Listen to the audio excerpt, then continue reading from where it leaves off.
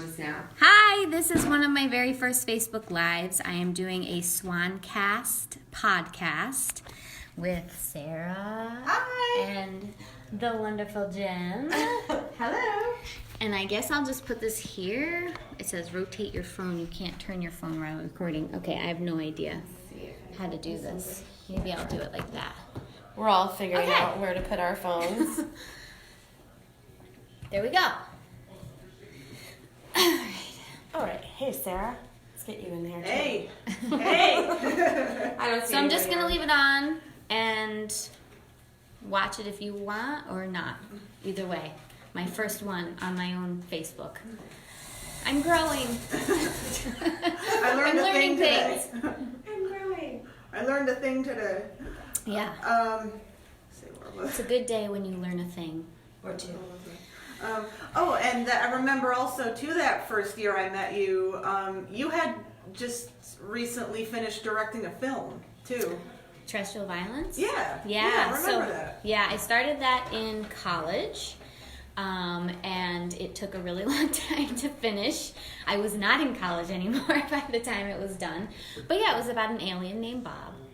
And he comes to Earth and he has all kinds of problems with, he doesn't married him. Yeah. Just kidding. Yeah, exactly. He morphed into a male Earthling and now he's married to Jen. But yeah, no, I wanted to do, I felt like film, I still feel like film is one of the highest art forms. And so I wanted to try it out and it was hard. It's definitely one of the most complicated art forms, Yeah. I think. It's really tedious, it's really complicated, and much more than you would ever expect when first going into it, for sure. Yeah. Like, I've had a few projects where I was like, midway through, I'd just be like, I fucking hate it. There were many times of that. Yeah, blood, sweat, and tears for sure. Because we had special effects, we had special effects makeup, we had original music, we had animation. And I was like, let's put all that into my first film ever. But my husband did all the music, so that was, if we could get through that. I'm sure you feel that way about some of your projects. Like, if you can get through this with your significant other, there's not much that's going to, change that relationship. Well, I can understand right now because I'm going through all of the motions of putting everything together for my music video. Mm-hmm. So it's like we've been doing the scouting of locations, and we've done the storyboard, and like now we've just got other complications that have come in, and I'm like, oh, but I wonder how I really want this shot to happen, but does this exist? Like, can you actually do this without having like CGI or something? Right. Like this one particular shot, which I can't, we can talk about it later, what it is about, but it'll be a surprise once it finally happens. But yeah, there's so much involved. So much. Yeah. I really commend anyone that finishes any film Any or project. any short, like anything, Yeah. a song. Anything. Any project, pretty much. Yeah. It's unbelievable how much it takes.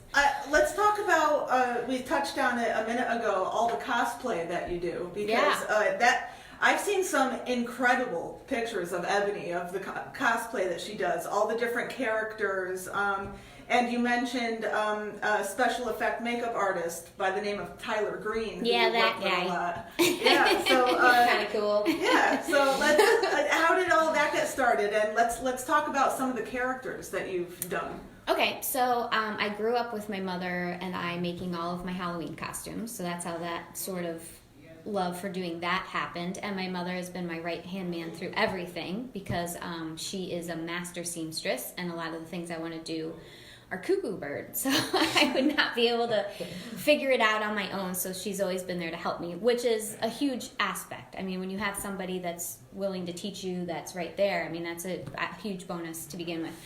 So I went to my first con. It was a horror con, because that's what I was into. And my mom and I worked on a dress. I designed it, and we made it. And we entered a costume contest that was being judged by Robert England, who is Freddy Krueger. And it was awful. And he was such a jerk. First of all, I went with my boyfriend. We were like 13 years old. We went up to him for an autograph, and he's looking at like goth porn. Oh, gee. And we're just standing there like, you know, like, can we have an autograph? We're like 13 babies now that I look back. Yeah. And he sort of like begrudgingly put his porn down. Put his porn down on the table. And like signed something for us or whatever. And then Elvira was there. And that was really funny because the table was at this height where like she just Her literally boobs are like just sitting there. flopped Just her resting. boobs on the table and was like ready to go. And she was all Elvira'd out and everything. And so that was cool, and a bunch of other people were there. But when we did the costume contest, which I had to wait all day long for, he kind of just like scanned through everybody and just picked some dude with like a costume from a store. Really? Yeah, and I was Ew. like, what the fuck? You know, so pissed off. We were the only ones there that had like an original handmade, you know, everybody was kind of like piecemeal together stuff. Maybe they added some things, but it was not like cons are now where it's like crazy. And we left kind of pissed off. But that was the beginning. So then there was like a period of time where I didn't really do that anymore, and I was just focusing on my Halloween costumes or whatever. But then everything was inspired by writing this book that I've been working on for 500 years and through lifetimes. And I wanted to figure out a way to kind of promote myself while I was working on the book, because that's really like insular and out of touch with people. So I started, you know, going to cons and making connections. And getting back to Tyler Green, I went to the horror convention in, I forget where the first one was held, but it's Connecticut Horror Fest. Mm-hmm. Okay. And I had been watching Face Off, and we knew Tyler was going to be there, so of course he was one of our stops. And I had my Mastro costume on, which, if you're not familiar, is like a voodoo priestess, big headpiece and all kinds of craziness going on. And I walked up to his table, and he was like, "Oh my God, what is this thing?" And we just started talking, and he happened to have been looking for somebody to do the costume aspects to his special effects makeup. So we exchanged numbers, and that was the beginning of our lovely relationship. And so, yeah, and then like, I can't believe how much we had done over the years knowing each other on top of other things we had going on. Tyler was also my partner in making the jewelry, so we were doing that together. On top of the costuming, on top of doing conventions and makeup demonstrations and raising children and a husband. So yeah, and trying to write this book on the side. So it's been crazy. So I decided to get pregnant again, because that's what you do when you've got nothing else to do. Yeah, you know, that makes everything easier. Homeschool my kids this year, get pregnant, and Yeah, leaves figure it out later. plenty of time to work on your art. Lots Exactly. of time. Let's talk about some of the characters. Who are some of the characters you've done that really stand out for you? Well, Jareth is one of my favorites I was as far gonna say, as cosplay goes. Jareth Yeah. is, I think, one of everyone's favorites. Like, I always brag to people. They'll be like, "Oh, somebody did this Jareth costume. It was so great." And then I'll be like, I send them a picture. I'm like, actually, no. Like, no. Actually, my friend, she is Jareth. No one else is allowed to be Jareth except for her. So Yeah, that costume, No. I was so dedicated to that costume because, of course, David Bowie. Do we even have to go there? But yeah, my mother actually kissed David Bowie, by the way, so I pretend that he's my father. I love you, Dad. So there's like this deep connection to it, but I just really wanted it to be right, and everything I had looked, you know, all the cosplays I had seen were good, but there was like still a level that I was trying to get to. And so, of course, we had to make the ballroom scene jacket, which there's like no photographs of, or good photographs of, by the way, to reference. I remember just watching the movie and pausing, like trying to get it in the exact spot so I could see what was going on. And we hand stitched all those beads on. Like, there ain't no gluing in my costumes just because I just don't trust it. It's fine if you want to do that, but I just don't trust it. And I had to make my shoulders broader, and I had to figure out a way to masculinize my frame. And And the wig was done by a person that has a hair salon in Torrington. I'm forgetting the name of the hair salon, which is very sad because he's awesome. But I worked with him in making that wig exactly right. And that was a major problem with a lot of the cosplays I saw, was that the wigs were just... Bad. Yeah. Yeah, I've noticed. Just not quite there. And he made this wig epic, which I think is a huge part of why the costume works so well. And I actually went to a Bowie ball in New York City and won the costume contest there, which was like a huge thing for me. That's what I tell everyone. I remember seeing. I'm like, she won the Bowie ball. You can't go anywhere with your costume. I remember seeing your picture on the internet too, Yeah. with these various articles like that, Yes. with you as Jareth. Yes. I hope you know I use that for your promo. Like, I'll be Perfect. like, and she's such an amazing, cosplayer. She even won the Bowie ball. Yeah, heck yeah. I'm going to be talking about that when I'm 90. Like, Yeah, that was hell a yeah. big deal. And the biggest deal of it all, and cosplayers will understand this, I wore that outfit for like 6 hours dancing Oh, damn, yeah. in a club in the city. Like, that jacket, I don't know how much it weighs. I should weigh it. But, I mean, with all those beads and everything on there, it's crazy. And I just stuck it out. I didn't lose a single bead. And so I was proud. Yeah. So that's one of my favorite cosplays. Didn't Harlow have a birthday party years ago, and you showed up as Jareth? Yes. Tell them that I risked my life. Yes. And that's not there. something that Ebony does. So when No, she I don't said, do birthday parties. Like, her It's dress just like yeah, she's not like available for your next birthday party. Because these are really, Unless you're paying well. What? they're really beautiful, gorgeous, like, costumes. So you don't want little kids' hands all over them. Like, I totally get it. And Harlow she fell in love with David Bowie, like, to the point She's a smart where girl. she would just sit there and be like, bum, bum, bum, bum, bum, bum. I'm like, what are you doing? She's like, shh, I gotta start it over again. You messed it up. I'm like, oh, you even have to sing the intro? All right. So she just developed this, like, love of Jareth, and she had just done her costume, and I was like, Harlow's having her party. I'm going to make her party the ball. Mm-hmm. Now, of course, half the kids' parents didn't even know what I was talking about. Only one of my friends who had her son dressed. Do you remember this little tiny boy? And he was dressed, like, perfectly. He was, like, dressed like one of the goblins or something. Yeah, I vaguely remember. Because she got it. But Harlow was dressed like as if she was the queen. And when she saw Ebony come in, but it was a snowstorm because her birthday is December 30th. It was it was like we're driving there going, I might die, but we're going to make this birthday party. Mandy drove my car. Oh, yeah. I couldn't even, because I couldn't drive because I was in this crazy getup. I felt so bad. I was No, like... don't feel bad, but it was an adventure. No, but because, like, you're going through that, and I was like, oh, no, and she doesn't usually come out in her costumes, but when she came in and she, like, gave Harlow the glass ball... That I have not replaced. Harlow was like... I walked down the stairs. It was like a real present. I had this glass ball full of magic, and I gave it to her. And you got, like, down on your knee, and she was just like... But then when Bowie passed, we had a bad night because we had to separate Ebony from Jareth.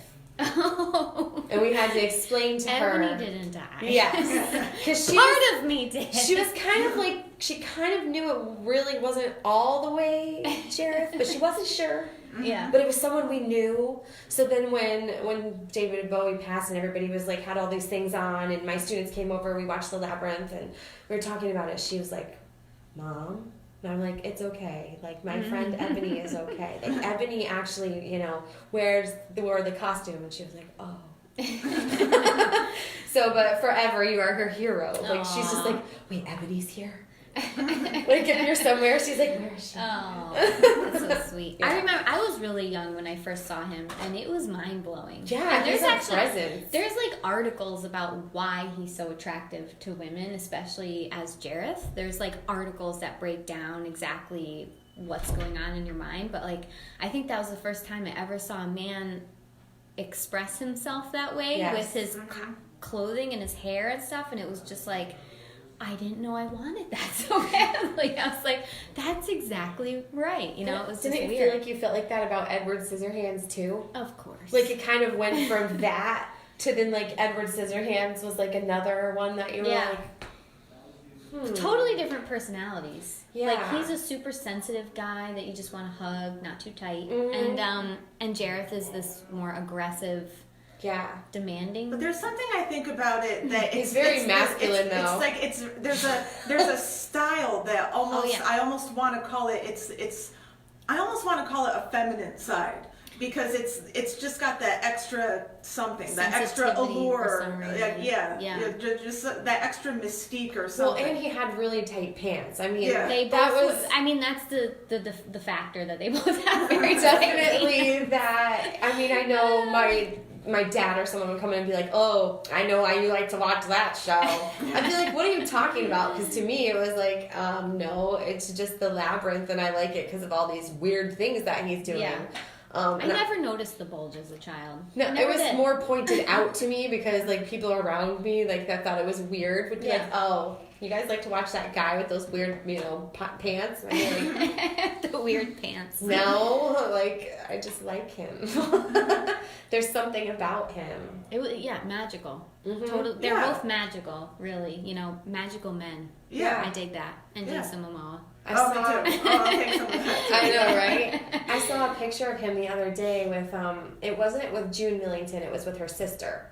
And when they were at their heyday, and she just posted up, and it was her and Bowie. And they look very comfortable together, so I wonder if there's more of a story to that from back in the day. And with Bowie, there's usually more of a story. and all these people were writing, because you know what's cool about knowing June is like there's a lot of people that we know that will write on her stuff that were like, whoa. Like, she's got that person writing to her. And they were like, yeah, Bowie loved himself some Fanny. And they were like, yeah, he did. Like, he loved that band. And it's cool that we've had a part of Bowie on our Swan stage. Yeah. Because, you know, they were side by side back in That's the day. how I feel about my mom kissing him. I know. Yeah. She was not old. She was like 16. Oh. But she ran up to him and she looked 25.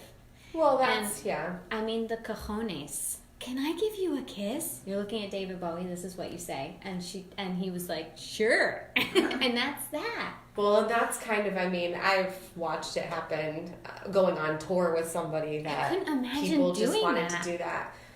I have more of holding back, but I mean, now they get to meet them like in line and stuff. Right. So like if I did, maybe I might have been that girl that was like, oh my, but who would I have kissed? Like, I don't even know. Like David Bowie. Well, David Bowie, I don't think would have been in line for, like, I'm thinking of when we were like, Oh, yeah. like She just randomly saw him. He was like attending a concert. Ooh. He wasn't actually performing. Oh, so he was just there. They like saw him up in the and went and balcony stalked or him whatever, out. and they like Just ran ran up up. there. Yeah, Yeah, like, so, there's Bowie. yeah. So it was like a real like out of the blue kind of thing, I guess. And she just took a chance. You know, she was just like, Hey.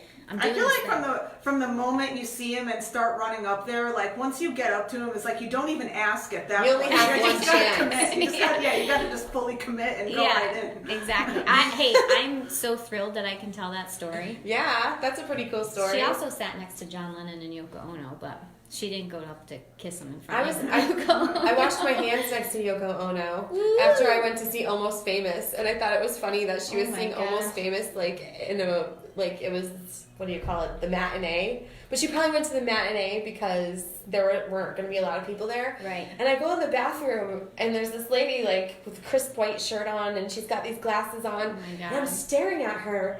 I'm like washing my hands. I come out You're and I go to staring my at friend. her? Yeah. I go to my friend. No, because we were washing our hands together, and I'm like, Yoko Ono was just in the bathroom with me. She's like, what? I'm like, yeah. And that's my celebrity meetings. Christina Ricci in a bathroom too. She was really wasted, and she had a cigarette in her hand. I was like, can I have a cigarette? And she was like, yeah. And I was just like, I got Christina Ricci's cigarette.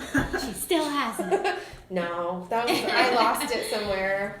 Probably that night. Yeah, it's fun when those random things happen. So let's talk about your jewelry design too. I see that you're wearing one today, the My Chunk Swan. collection. Yeah. I love them. I don't know how the hell it happened, but I had this idea. I knew Tyler worked with resin, and I wanted to add glitter to it because that's how I feel everything is better. And so we just started messing with it, and it took a really, really, really long time to get it right.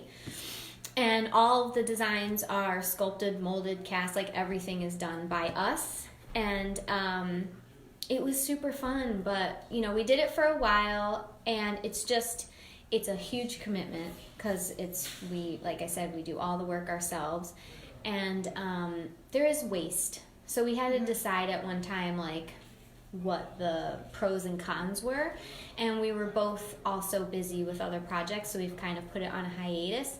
It would be great if we could work harder at trying to figure out a way to have less waste.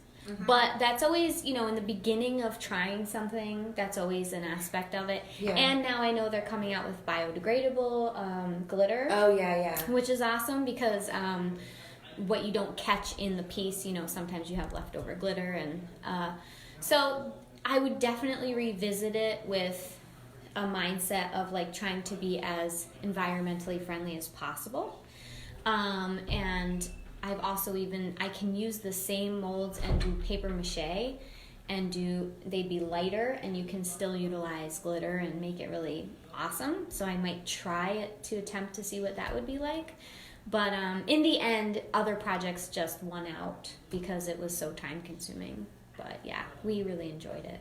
They had a great run. Yeah. We did. And we started doing this thing where we had like detachable hearts that you could put on and say different things and stuff. Oh. Yeah. Oh, well, maybe you'll revisit that later. Yeah. That was cool. I still see them in pictures too from Swan Day too. Like everybody who has one, I think they keep resurfacing. They wear them back to Swan. Yeah. I saw a lot of them worn back to Swan. I mean, I wear mine whenever I go somewhere like because I like to promote everyone. You do. So for a while I was like, I have a place in New York. I want you to sell them this and that. Yes, that would have been cool. That's like, more stuff, of course, on your plate. Yeah. But so I make sure that if I can be in a photograph and I have one, that I make sure I wear it. Sweet. And I put it somewhere. And she gave me the whole collection with like these little things that say like when she made them, like certificates. So I it's like something really special to me. So like they're not allowed out of my room really, unless like, because Harlow will be like, can I have that ice cream necklace to wear to school today? And I'm like, no, you can wear it like for something for school where I can like see she you modeled in it. for me with she did with a ice cream cone. Oh yeah, and she had so much fun. Remember, she got a sliver in the middle of it. Yeah, that was terrible. And she was doing so well. We were like, whoa. She was like Madonna in Material Girl. We were like, what is she doing? In it. And then she got a sliver, and we were both like, oh no. Bubble burster. So we had to open up one of the lollipops, and we let her like it was a giant lollipop, right? Yeah. Next thing you know, cool. sliver didn't matter, and she finished the photo shoot. She's been learning you have to muscle through stuff. Yeah, but she was so little. Yeah. Yeah. But that was a photo shoot with Jill Hart. Jill Hart Photography. She's amazing. I remember that photo. That was a fun shoot. Seeing it. Yeah. That was great. It was very colorful. I remember. Yes. That was the protocol. You had to have colored hair. Yeah. Otherwise, you couldn't be in it. It was I good. dyed Harlow's hair, remember? For you. I'm like, you can only bring your child if she doesn't have natural No, hair. you wanted to have it colored, and I remembered, okay, that'll be cool. Yeah. And she was the first kid in school with, colored hair, because it wasn't, cool yet. So I remember the first day of school, I bring her in. She thought it was cool, right? Yeah. And my hair was turquoise then. So we, came into, the first day of kindergarten. Hi. It was so cute. And she has blondish hair, so it's not like you had to, No, go she anything loves crazy. it. She loved it. But... Yeah. You've also emceed at Swan on the main stage too. Yes. What was that like? It was a lot of fun, for sure. It was a lot of fun. It was nice to be able to sit in the back with the artists that were about to go on and everything, and I was just nervous to just get everything right and say the right things. I think one year I had one slip up. It was when I was with Ryan from News Channel 8. And we were trying to separate what each other said or something and I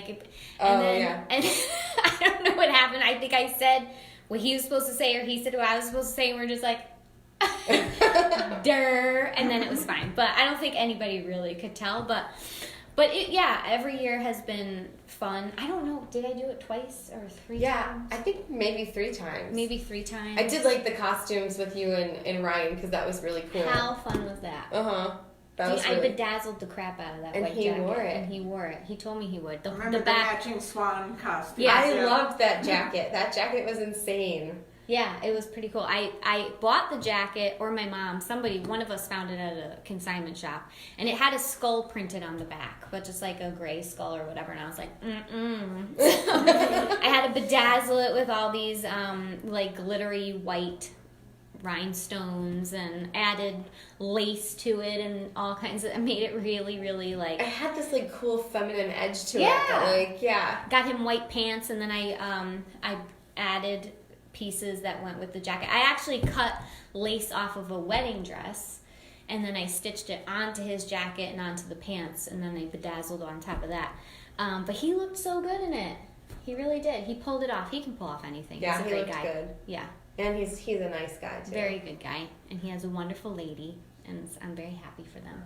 I remember you had this big swan headpiece that particular year too. Yeah. It was very cool looking. I remember. Yes. It was like you guys were so matching that year because you were both clad in white. Yes. But you were like just decked out with like the swans and the bedazzled, and it was. I made my shoes. I like added all kinds of stuff to my shoes, and I loved that whole costume. Actually, we took a picture together where his back is like he's facing, and it looks like an album cover. Or totally does. Like, I don't sing, but if I did, that would be my album cover. It came out really cool. So, is there anything that you want to do? Any kind of art form you want to take on that you haven't tried yet?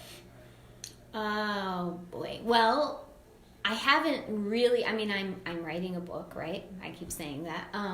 But I haven't really, I don't feel like an author. So it's kind of like the next genre of creativity I'm falling into. Yeah.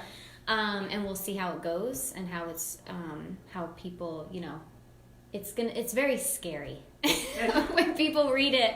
I don't want people to be like, that was great. Like, I really want people to be honest, and I want to know, because I think that's the detriment to any artist, is that when you it's like, that's, even with children, my own kids, that when you were asking how they inspire you, they're learning how different art forms are done, and you have to be honest. Mm-hmm. You have to be like, well, that right there could use up some tuning and whatever, and I'm sure that will come with the book.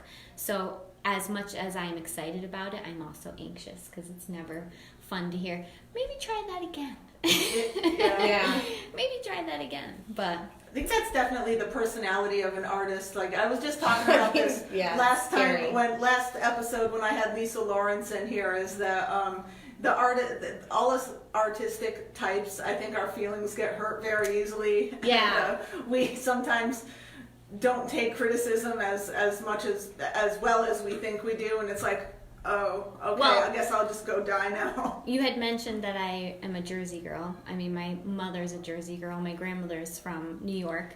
So there ain't any room to be like, oh, that upset you?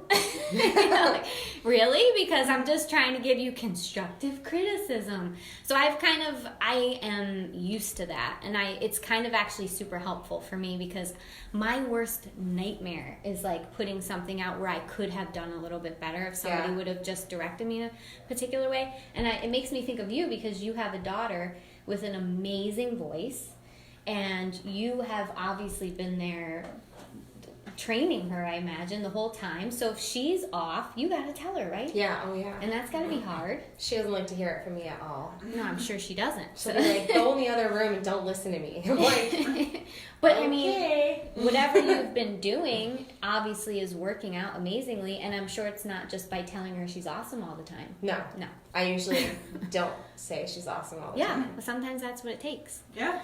My mom, if I came to her with like a shit ass design, she'd be like, like, this is a shit ass design. Yeah. You need to, like, this whole thing, you know, or whatever. I mean, I think that that's really important. So. Yeah, and I think too that that's part of becoming a better artist. Like usually at first it's like shut up, you don't know what you're talking about. I hate you and I don't want to listen to you. But then it's like usually with me that's my initial reaction, and then like the next day I begrudgingly do it a little different because it's like, okay, maybe I'll try it. Maybe I'll try it the other person's way. Yeah, and there's certainly a line. You know, it's like there's a line that you don't want to cross where you're basically telling somebody that they're crap or whatever. But like my mom said, she went to art school, and she's like, these, you know, when you go to art school, it's mostly them telling you suck. And music school, same thing. Yeah, I would imagine. Like, it's basically telling you that what you need to work on, because you are not at the top of your game. You're in school, you know, and a lot of people who are self-taught also need that a little bit.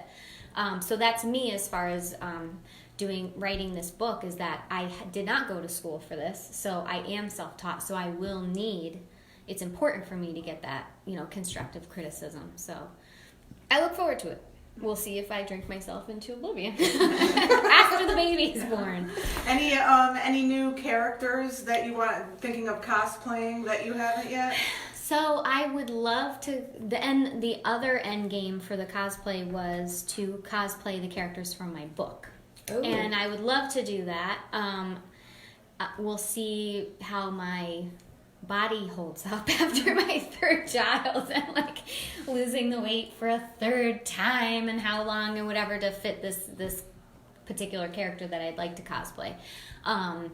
But yeah, that would be ideal, is to bring the characters from my book to life, which would be really awesome. And yeah.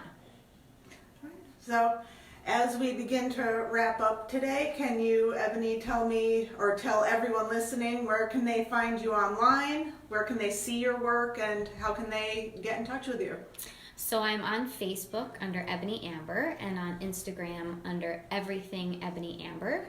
And that's pretty much it right now. You can message me on those platforms, and I hope to hear from you. And Jen, do you want to give everyone the Swan Day rundown of social media, where to find you, where to find Swan Day? SwanDayCT.com, on Facebook, Swan Day CT, Instagram and Twitter, all the same. I am Murderous Chanteuse, which is Murderous Chanteuse on Instagram, and for some reason M Chanteuse on Facebook, because you can't say murder. Oh. Can do everything else. Can't put Facebook, murder in your name. What if it's a like a horror movie with murder in the title? It won't let it be the beginning, so I had to put M Chanteuse. So it can be the second word. But when you go back on it, like Murderous Chanteuse says that's my page, but it had to be M Chanteuse. I don't know. That is bizarre. I mean, you can show a real murder happening. And Twitter won't let me say murderess. Right? Twitter You only can't lets see me breasts. say murder. Yeah. No, all every messed year up. I get flagged. Every year when I start showing your breasts. Yes. No, well, when I'm posting all of the art for Swan Day, every year I get tagged because of the artwork. I'm like, we can't even have painted nipples. Like, what the hell is happening? I had that happen on Facebook. I posted a painting my father did, a nude. It was a painting, and it was not like high realism or anything. And they were just like, we see a female nipple, and we're horrified. Well, like maybe we should start. Can we ban male nipples now? Because they're kind of gross looking. I just feel like the opposite is not good. Like, let's unban a lot of stuff. Yeah.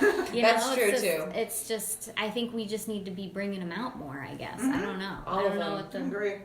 not mine, but I mean other No. people. I'm fine. Other people. You know, I'm fine, but for art, who cares? Like, I don't know. Well, especially when it's not real. It's Yeah, painting. exactly. Yeah. And I'm raising two boys, and I introduce them to all kinds of nude artwork. And Yeah. I don't, they don't even care. But if once you start covering Once you it or start- saying, yeah. oh, don't look at that, then They're they're like, really "What is going to want to that?" look at it, you know? Totally. It's so silly. And as for me, everyone, you can find me on Twitter as Sarah E. DiMeo. Please follow the Swancast across social media. It's facebook.com/the Swancast. Also on Instagram as the Swancast, and please subscribe, and if you like what you hear, leave a review. We're on iTunes, Spotify, Google Play, and we're also now on iHeartRadio app. So everywhere you get your podcasts. So please subscribe and listen whenever we have a new episode. This has been episode 24 of the Swancast. I want to thank Ebony 24. Amber, for coming in, and Jennifer Hill for joining us. And we will see you on the next one, everybody. Have a nice weekend. Bye. All right. How do I finish this now?